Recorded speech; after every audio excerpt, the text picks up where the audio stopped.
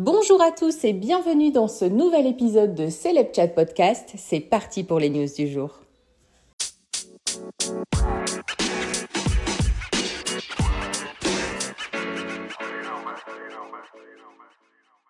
Depuis que son nom circule pour potentiellement chanter lors de la cérémonie d'ouverture des Jeux Olympiques de Paris, prévue le 26 juillet prochain, Aya Nakamura est la cible de nombreuses critiques, revêtant parfois un caractère raciste.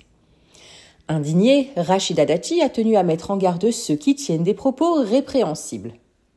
Ce mardi 12 mars, lors d'une audition au Sénat, la ministre de la Culture a en effet pris la parole pour déclarer « Attention au prétexte pour s'attaquer à quelqu'un par pur racisme », a rapporté Le Parisien dès le lendemain. Jugeant inacceptable de s'attaquer à une artiste pour ce qu'elle est, la femme politique a également souhaité rappeler qu'il s'agissait purement et simplement d'un délit.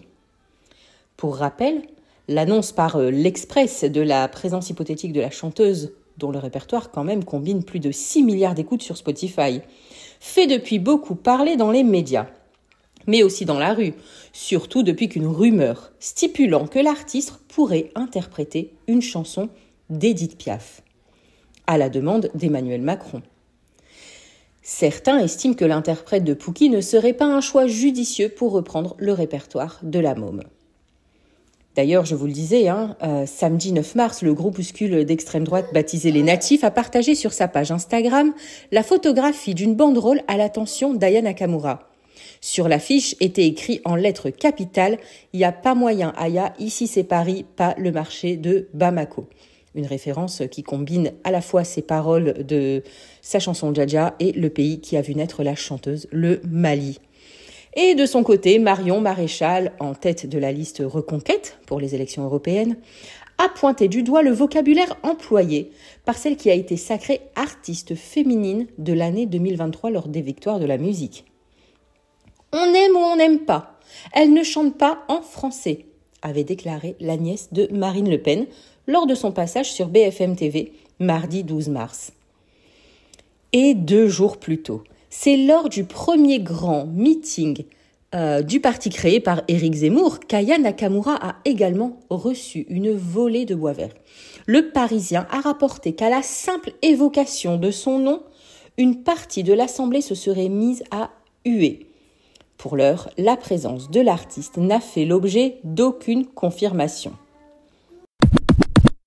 Et maintenant, une histoire complètement folle.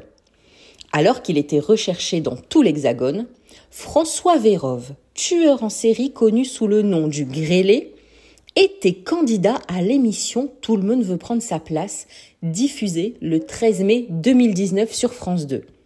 Une participation passée inaperçue que la journaliste spécialiste des faits divers Patricia Touranchot avait révélée au grand jour dans son livre « Le Grêlé », le tueur était un flic. Grâce à une information donnée par la femme de François Vérove. Si cette dernière ne savait plus exactement la date de ce passage à la télévision, c'est le magazine Marianne qui a retrouvé les images. Nous accueillons François, la grande motte, retraité policier, lance la voix off dans une séquence vidéo dévoilée ce mardi 12 mars. Les cheveux poivre et sel, la barbe dissimulant les cicatrices qui lui ont valu d'ailleurs son surnom du Grêlé, François Vérove arrive d'un pas dynamique sur le plateau du jeu télévisé. Très décontracté et souriant aux côtés des 5 autres candidats, l'homme de 57 ans se présente comme un ancien policier vivant à la grande mode et n'hésite pas à évoquer sa carrière au sein des forces de l'ordre. « J'ai été policier à pied, à moto et à cheval », raconte-t-il au présentateur, en évoquant son travail dans le bois de Boulogne et le bois de Vincennes. Après cette présentation, le candidat a répondu aux fameuses questions de la phase de sélection. N'ayant obtenu aucun point, François Vérove a été éliminé dès la première manche. Même s'il a joué à visage découvert, personne dans le public ne se doutait que François Vérove avait plusieurs crimes à son actif. Cet ancien gendarme est soupçonné d'avoir tué et violé la petite Cécile, 11 ans, retrouvée morte dans le sous-sol de son immeuble dans le 19e arrondissement de Paris en mai 1986. Au total, on lui attribue 6 meurtres et 4 viols dans la capitale entre 1986 et 1997 sur des enfants comme des adultes. Après 35 années d'enquête, la brigade criminelle fait le lien entre Le Grellet et l'ensemble de ces meurtres. Son ADN correspondait avec celle retrouvée sur plusieurs scènes de crime. Quelques jours après sa convocation, François Vérove s'est donné la mort, laissant derrière lui une lettre d'aveu et d'adieu. Son corps a été retrouvé à quelques kilomètres de son domicile de la Grande Motte le 29 septembre 2021.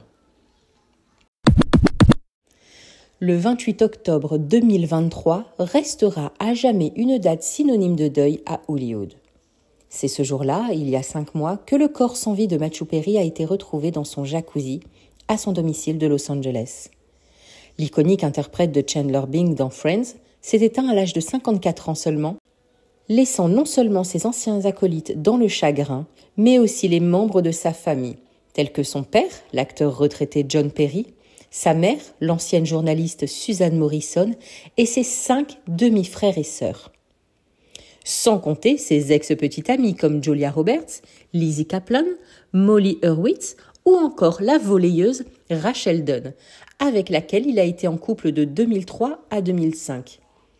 Cette dernière figure justement dans les bénéficiaires de son testament, rédigé en 2009 et dévoilé ce mardi 12 mars par divers médias américains. Un détail inattendu de ce document a d'ailleurs retenu l'attention de TMZ. Le testament comprend une fiducie d'un montant de 1 030 000 $ que Matthew Perry a baptisé le Alvy Singer Living Trust, en référence au film Annie Hall de Woody Allen avec Diane Keaton, dans lequel le réalisateur campe justement le personnage principal, Alvy Singer. Dans ses dernières volontés, il stipule qu'il veut laisser la majorité de ses biens à ce trust, rapporte le tabloïd. Le reste de son argent et les autres actifs, ne se limitant pas aux bijoux, aux meubles, aux œuvres d'art et aux automobiles, qu'il possédait avant de mourir, devraient donc y être transférés. En plus de Rachel Dunn, l'acteur a aussi désigné ses parents et sa demi-sœur Caitlin comme héritiers de cette fortune. La réalisatrice Lisa Ferguson et Robin Rusan, productrice et ex-femme de Mike Myers, ont toutes deux été choisies comme exécutrices testamentaires. La première sera toutefois seule à se présenter pour l'audition du testament devant le tribunal de Los Angeles le 10 avril prochain. Robin Rusan ayant décidé de se retirer de cette responsabilité le 4 mars dernier.